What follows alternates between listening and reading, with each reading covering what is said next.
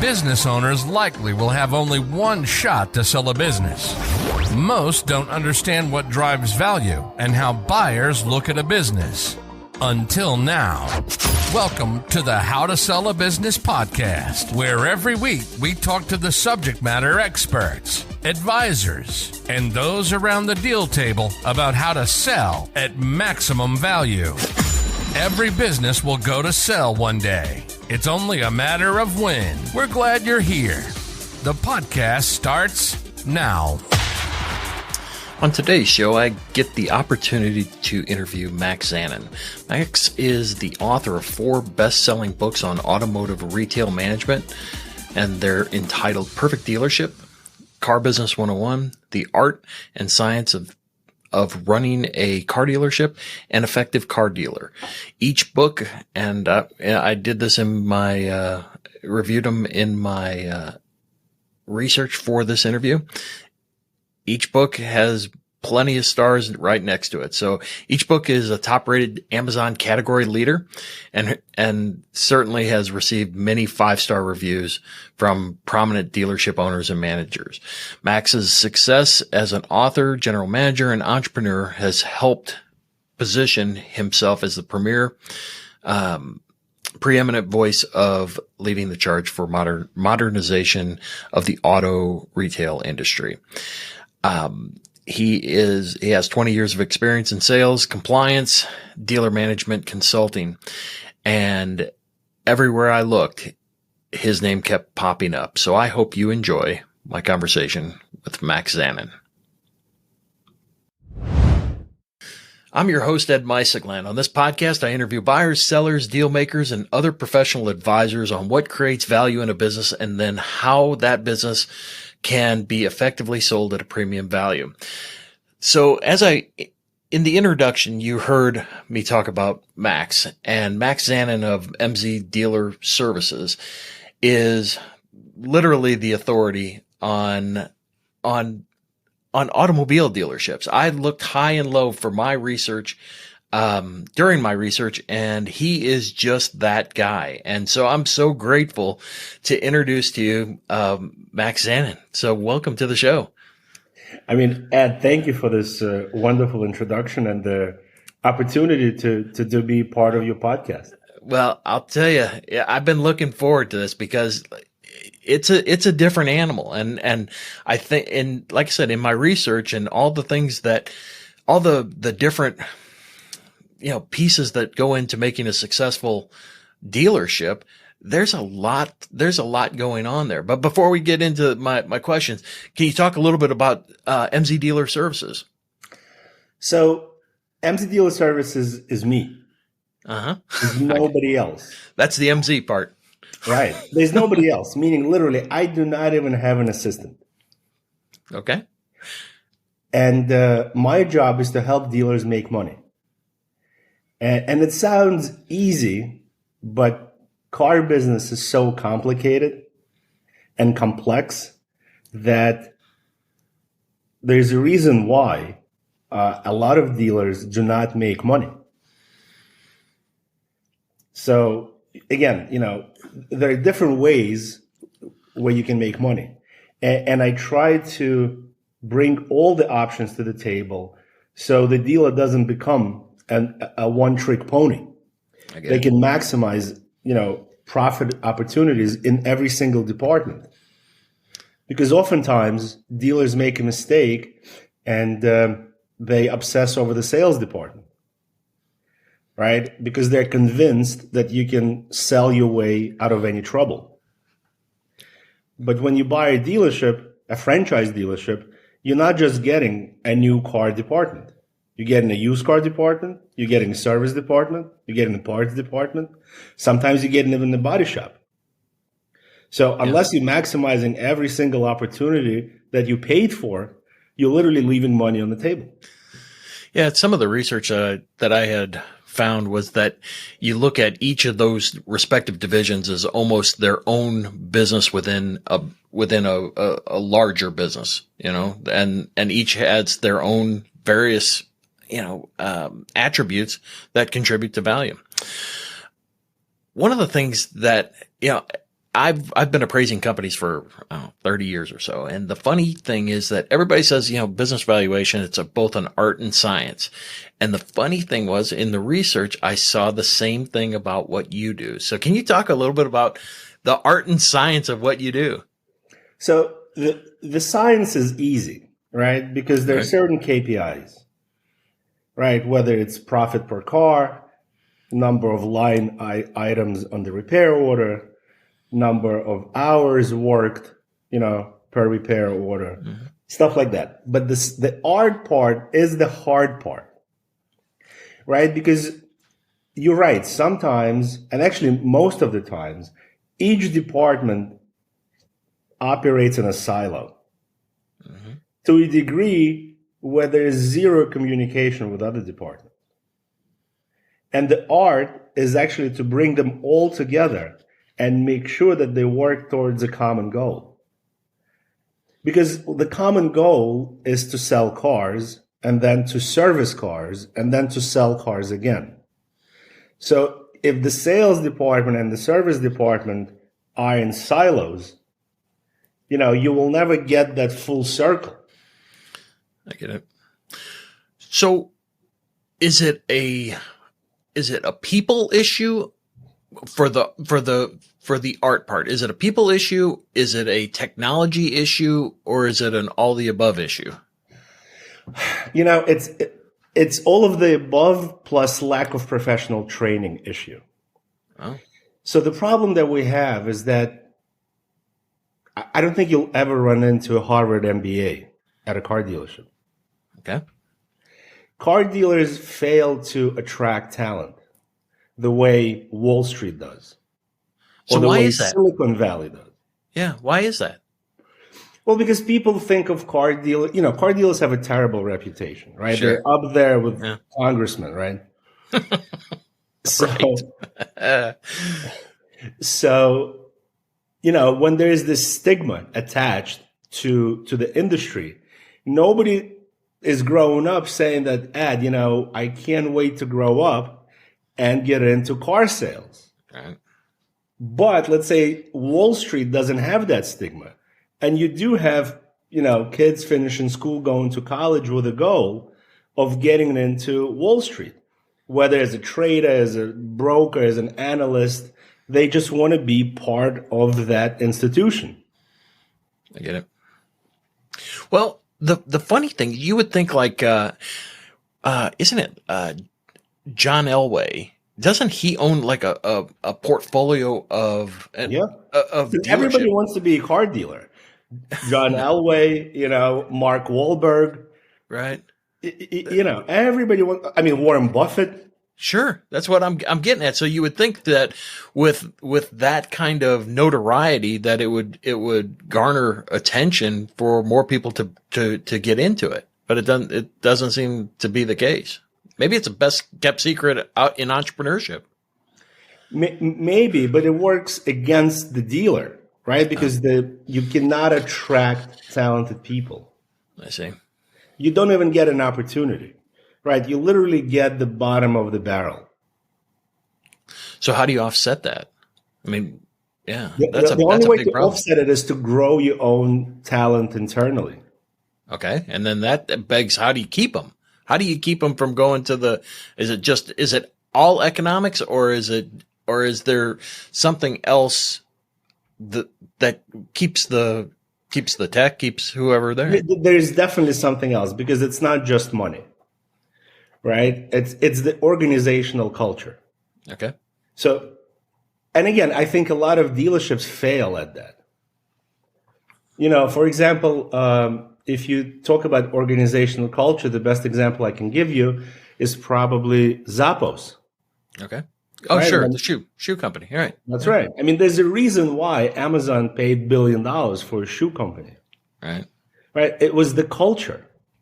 I see. And it's that culture that keeps the people, allows you to retain talent and attract talent. So you can be the highest paying dealer on the block, but if the organizational culture is terrible, people will go elsewhere and work for less money and be happy. Yeah. Yeah, and certainly, and I've got a question that I found.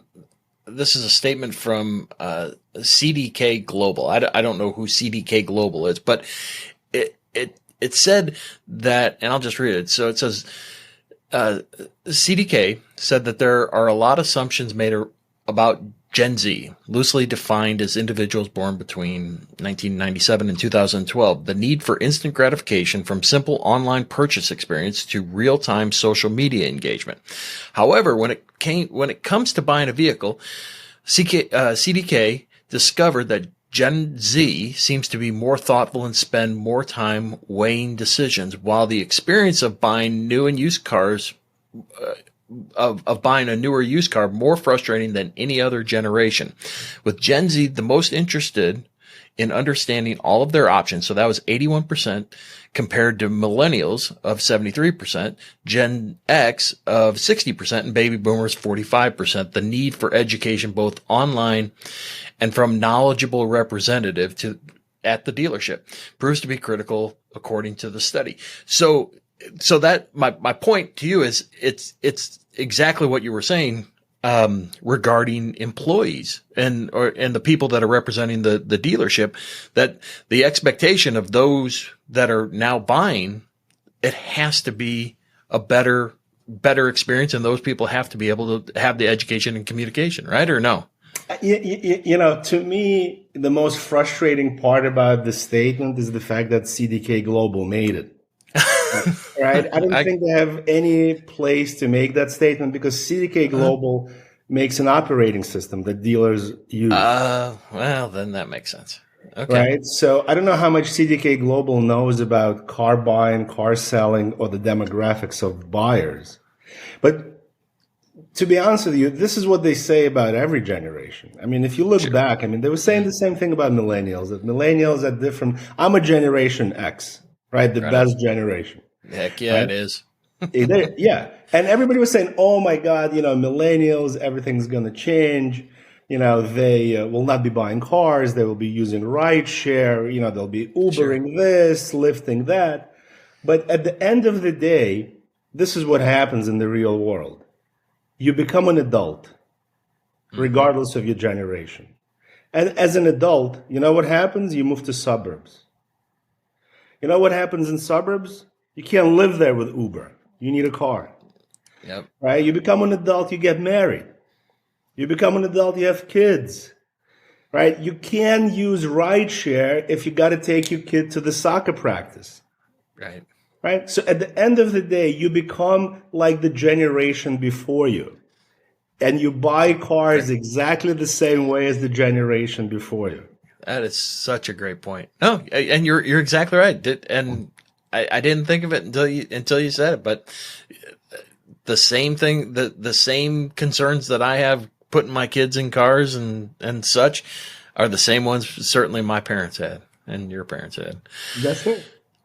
So as you know, I mean, earnings drive business value.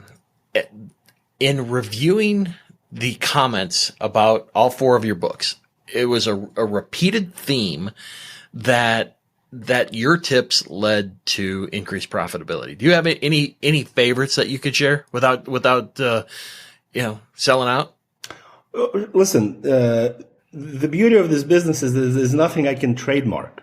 Yeah, no, I get you. The secret sauce is really understanding how every part of the business operates. Okay. Right. And, I'll give you the easiest example. For example, when you buy a car, right, at the end of the transaction, you're going to go into the office where they're going to try to sell you an extended warranty or gap insurance or tire and wheel protection, right? And this is the true profit center for any car dealership. That's the finance department. So you can make money selling these products. And that's what, probably 99% of car dealers do. But you can probably double your profits as a dealer if you reinsure these products. By reinsuring, I mean you open your own insurance company. Oh. And you buy a contractual liability insurance policy for each policy that you sell from the insurance company. So that's why it's called reinsurance. The real insurance company is reinsuring your business. And then if the premium dollars that you pay to your own insurance company exceed the claims dollars that you pay out, you will enjoy underwriting profit like any other insurance company. And the crazy part is that the underwriting profit is not taxed. Oh, wow. That's the beauty of insurance business as opposed to car business. I get it. Okay. So think about it. You can have, if you reserve properly, right, for each policy that you sell, and you control your claims because you recondition your used cars before you sell them. You make sure you do the right thing by the customer. That underwriting profit is definitely there to be had. On top of it, this money, they don't sit dormant, right? There's investment income that grows on these dollars. That's how insurance companies make money. Sure. No, I get it. And the investment income is subject to tax, but again, at capital gains rate, not at ordinary income rate. Right. So it's a phenomenal opportunity for any car dealer to build an asset outside of the dealership. Got it. Not be dependent on the factory and build generational wealth. And unfortunately, a lot of these dealers do not do it. I can totally see that the synergy between the businesses that support the dealership are where the profit is, which literally blows the next question right out of the water, but I'm still going to ask it. So I'm told that in valuing a dealership, it's made up of 4 components. All right. The market value of the parts inventory, the market value of the equipment, the market value of the real estate, and then a multiple on the goodwill. Is that a fair assumption? So think of it this way. You can ignore parts inventory and inventory, because it just comes with the building, right? You can't buy a dealership and say, you know what, Ed, I'm only going to take the dealership, but you keep the parts. It doesn't work like that. Right. Yes, you can definitely put a dollar amount on the parts inventory, but at the end of the day, you still have to buy it. Sure. You can't say, well, you take the parts inventory with you, I'm going to start fresh. It just doesn't work like that. Same thing with cars. If you're selling, let's say, a Nissan dealership to me and you have brand new Nissans on the lot, I mean, I can't tell you, Ed, I'm going to buy the dealership and the parts department, but you keep the cars, right? Right. It just doesn't work. We're going to have to work out a number, how much I'm willing to pay for these cars.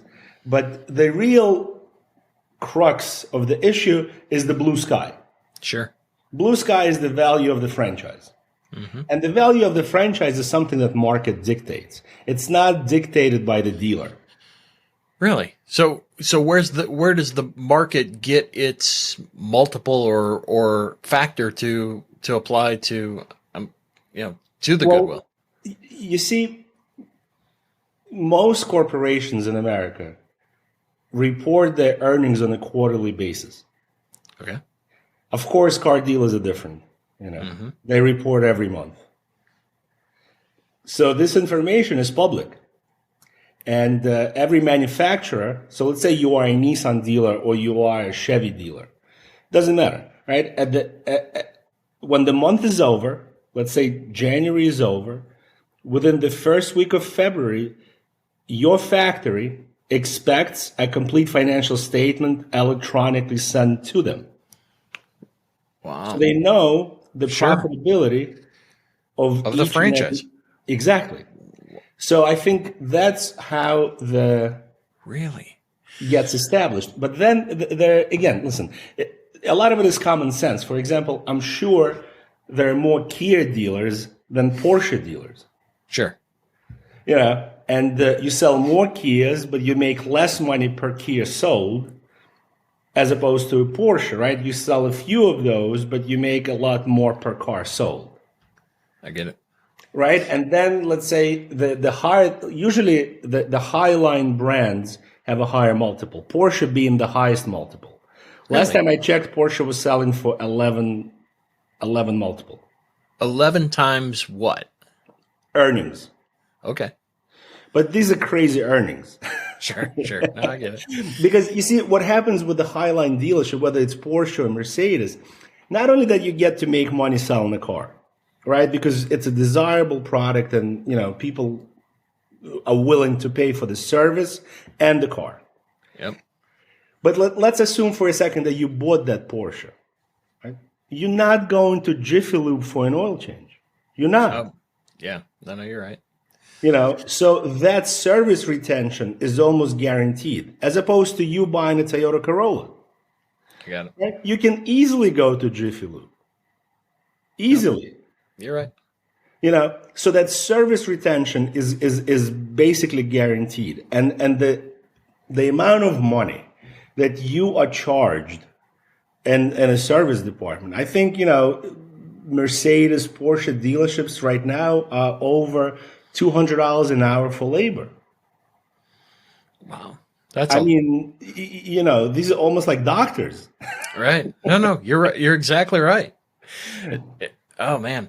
So on you said it. So let's just say the Porsche dealership, you have an 11 multiple on earnings. Is that all in? Like you were talking about, like the insurance, the reinsurance company.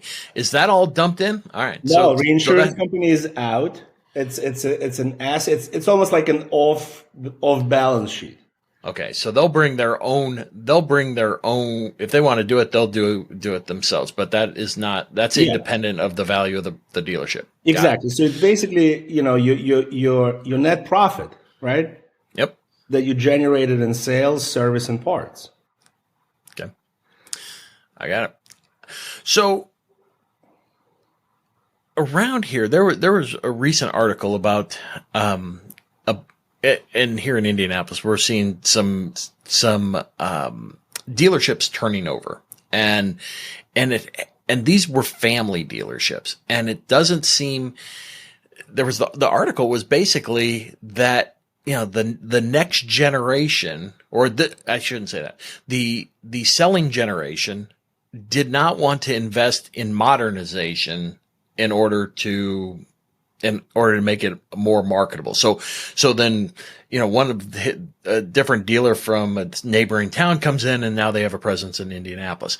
So are you seeing that the generation, I guess the generation before us that's trying to transition is holding, would rather sell than modernize? So I'm not sure, because the way it works is that there are brand standards that are dictated, let's say, by Mercedes or Nissan or Toyota. And they say, if you are a Toyota dealer, your showroom has to look this way. That's why they look the same regardless whether you're in Indianapolis or in New York. And you have to spend your hard-earned money to do that. It's not open to negotiation. These brand standards are real, and I think generation is really irrelevant, right? Because whether, it's the older generation or younger generation, you just have to do what the factory tells you to do in terms of the brand standards. I think the generation that's older than us, the baby boomers that are selling, I think they're selling for one reason and one reason only. They're selling because their kids are not interested in going into the business. But why? They must have seen mom and dad print money. I mean, especially those that have been around for, 20, 30 years. So unfortunately, car dealers, probably like many other business owners, they don't tell their kids to go into the same business, right? They tell them, go become a doctor, go become a lawyer, do whatever makes you happy, Right.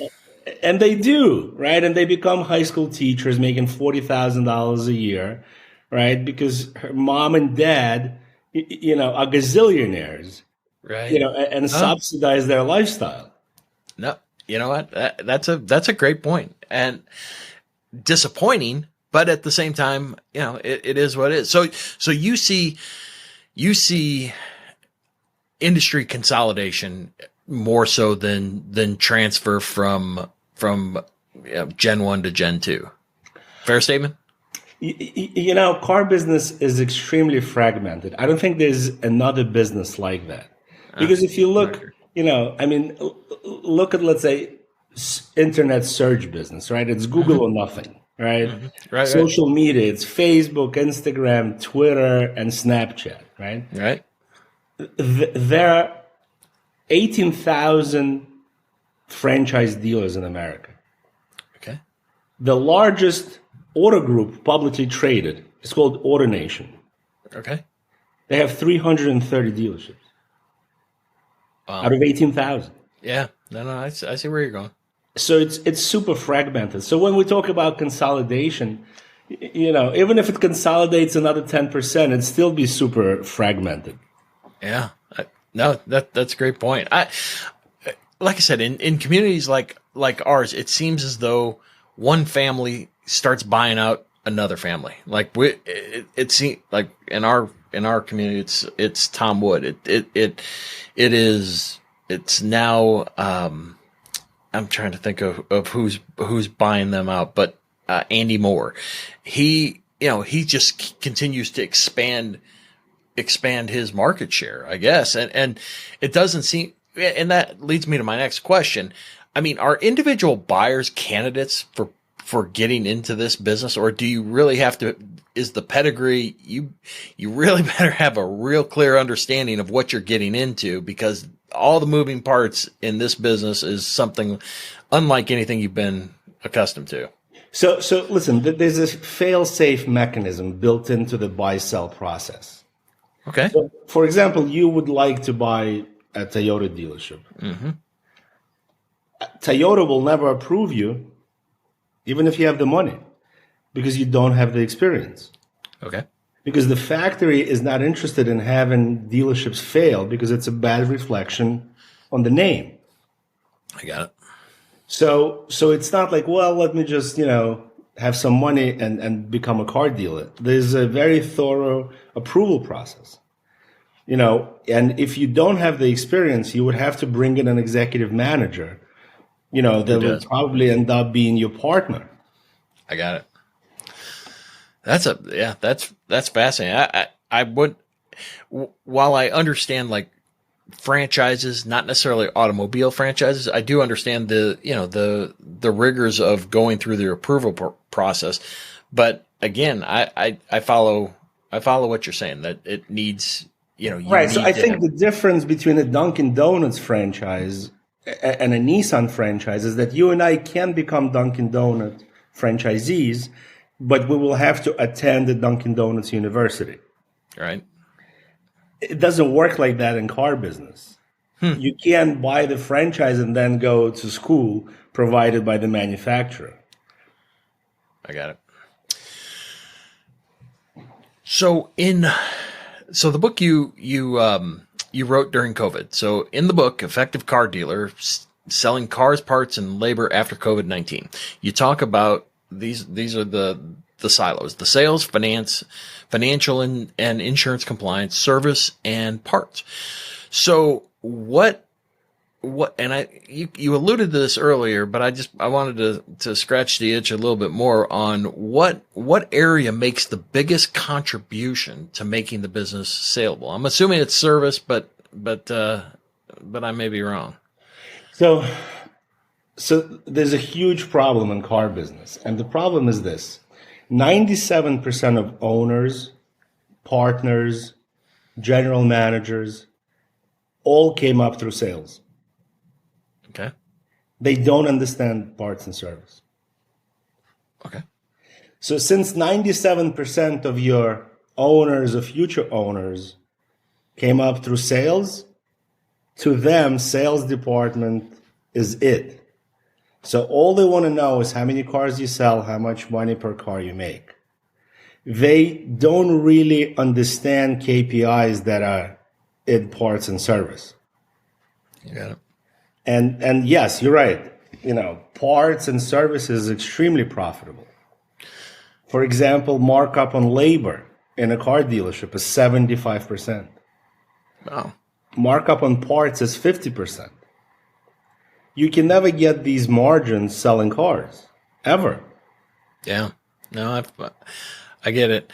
Which leads me to my next question. So you've mentioned KPIs a couple times. So what are the leading indicators for a car dealer or are there tripwires that an owner needs to be aware of? So to me, a huge indicator is service absorption. So service absorption means that the gross profit generated from parts and service covers all of your fixed expenses for the entire operation, not just for parts and service. Oh, okay. That's a telling one. Right. And so, for example, if your service absorption is 100%, that means you cover 100% of your fixed expenses through parts and service. Most dealers are nowhere near 100%. They're below it. But there are some dealers that are above, because you can be above 100%. You can be 110, 120 if you're a superstar. Sure. And what that tells me, if you're at 100 or above, is that it doesn't cost anything to sell cars, right? It doesn't cost anything. Meaning you can actually give cars away to grab market share because all of your expenses are covered, fixed expenses, by parts and service. Got it. So as the previous generation, we touched on this, and I guess I wanted to go back on how do you size up the next leader in the business? Like, for example, say the owner is going to just ride it out. I'm gonna hold on to this, I'm gonna leave involuntarily. They're gonna take me out in a box. So how are there certain attributes that you can see in dealer leadership? Like this is a man or woman that has that, this is the pedigree that I'm looking for that will preserve my investment. I wish it was that easy, Me too. So what usually ends up happening, is that you have to grow your own talent. You have to invest into education. And this education is very, very limited. It's not like you can go to school and major, in dealership management. It's not really an option. So you have to find information elsewhere. And there are good resources out there. There's National Association of Automotive Dealers, NADA. They have a university where you can enroll your employees, and it's not cheap, but it's worth every dollar. And then usually a state dealer association would have some other courses available to its local dealer body. And again, you have to take advantage of it because these courses are available, but if you actually go there, you will see that the attendance is really, really poor. Right? Because, car dealers, as I mentioned before, they have to report every 30 days. I get it. So they live in a 30-day cycle, which really is counterproductive. It prevents you from building a long-term strategy, building a vision. Because of the expectations to the franchise itself. So they're not able to, they are expected to have a certain level of profit, right? It's either profit, it's not even profit, but let's say if you're a Chevy dealer, right? The factory will say, well, in the month of February, we expect you to sell this many cars. Okay. So it becomes a rat race. So does it, when does it trigger? I don't want to say a default, but when do you, I mean, how many missed 30-day cycles can Many. you, Many. Oh, okay. So, Yeah. so I could say, look, I'm sending my best guys to this university to get educated, but as a consequence to doing that, it's a good long-term play, but short-term, I'm going to take it on the chin because I'm sending these guys to get educated. That a fair statement? Yeah. But again, this is, a dealership specific education. They're not going to NADA University to learn sociology and psychology. Right. I get it. So how do you handcuff those people that you're investing in? So I think there's a saying, right? Like when the CEO is speaking to the CFO, right? And the CFO says, we're spending all this money training people. What if they leave? Oh, And the CEO says, what if we don't and they stay? yeah. I get it. That makes sense. Have you seen any novel ways to keep people? I mean, I know originally you were talking a little bit about culture, but and you can go back to it. But how do I keep my best people? So the hardest people to find right now are technicians. So as a dealer principal, you have to be really creative. Okay. And come up with ways to keep them. And you were saying it's not all economic. It's not all exactly. So for example, what I learned is that every technician is addicted to buying tools. That's their livelihood. They buy tools. This is what they spend their money on. Because as cars become more and more complicated, you need more and more sophisticated tools to work on these cars. Well, it's funny you say that because so I've got a fellow that is coming on the podcast that specializes in the sale of automobile repair businesses. And one of the things in that research was that the technicians bring their own tools. Is that the same in dealerships or no? Yes. So there's certain special tools. Yeah. That are extremely expensive and they're owned by the dealership. But your day-to-day wrenches, etc., are owned by technicians. So they basically, when you hire a technician, he shows up with his toolbox. Really? And then he keeps spending money to put more tools in his toolbox. So one of the most innovative ways, I think, to retain a technician is to go and help him buy tools. Nice. No, that's a great, here's X number of dollars per month for you to, keep your toolbox up to date and find, right. Another way, which is very effective, is to really come up with a formula and say for each year of service, doesn't matter if you're a technician or you work in accounting, you're selling cars, right? For each year of service, there'll be a bonus of X amount of dollars. Okay. So listen, if Ad is at XYZ Toyota for 15 years, right, and the bonus is $1,000 per year, right, you collect $15,000 around Christmas, which I think is worth it for the dealer and definitely is worth it for you because even if you were to get another job, you would start at zero, right? Right. No, 100%. That's a great idea. Okay. So I've got a couple more questions if you got some time. Sure. So my first question is, where is the puck going in this industry? I mean, it seems as though, it's a volatile time, but yet maybe not. This is a really controversial topic because, as you know, this business operates based on franchise laws. Okay. And we are living in the environment where every manufacturer wants to be like Tesla.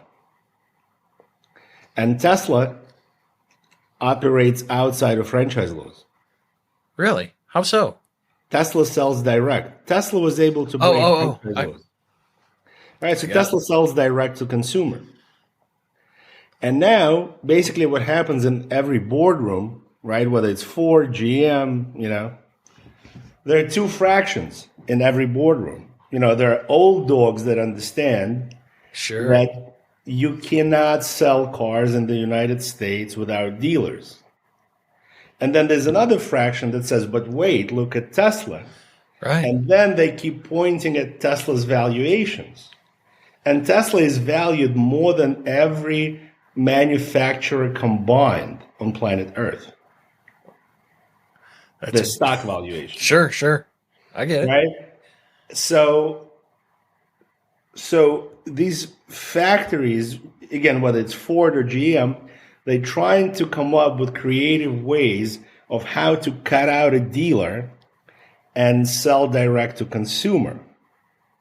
And that's the real danger that I see. So to answer your question, where the puck is going, hopefully these manufacturers will understand that our franchise model is more than 100 years old. It has been proven and battle tested. And it's really, really good for the consumer. Whereas direct to consumer model is extremely complicated in the sense that the manufacturer doesn't have expertise selling cars. They have expertise making cars. So for example, if you want to sell direct to a consumer, most consumers have trade-ins, right? Who's going to put a dollar amount on the trade-in? Got it. In a car dealership, we have a used car manager for that. Sure. But if you're doing this as direct to consumer online, it becomes problematic.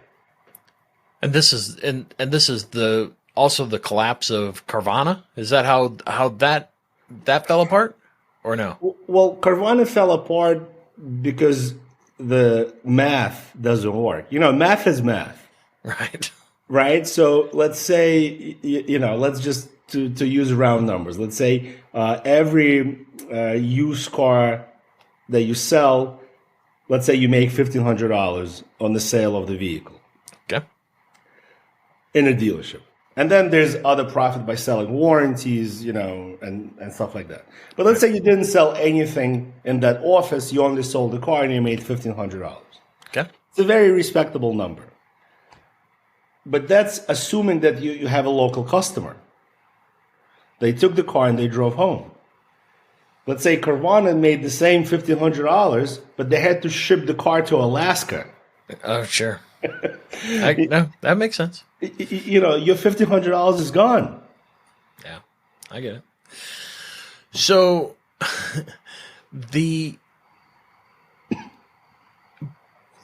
I guess the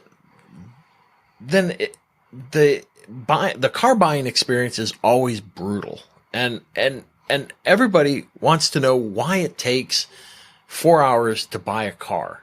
I mean, is that designed to car buying fatigue? And I mean, I'll be honest with you. It only takes 4 hours because of the consumer. Oh, really? Right. Because they come in not knowing what they want. All the things that you read about them doing research, all their research is gone by the time they walk into the showroom. Oh, I get it. And they're like, well, I'm looking for an SUV. Right? 2-row, 3-row, they start choosing the model, going on the test drive, okay. And then let's say the wife says, I hate it. I get it. Okay, so we start the process all over again. So let's say, for example, you walk in to a Jeep dealership, right? And you want to buy an SUV.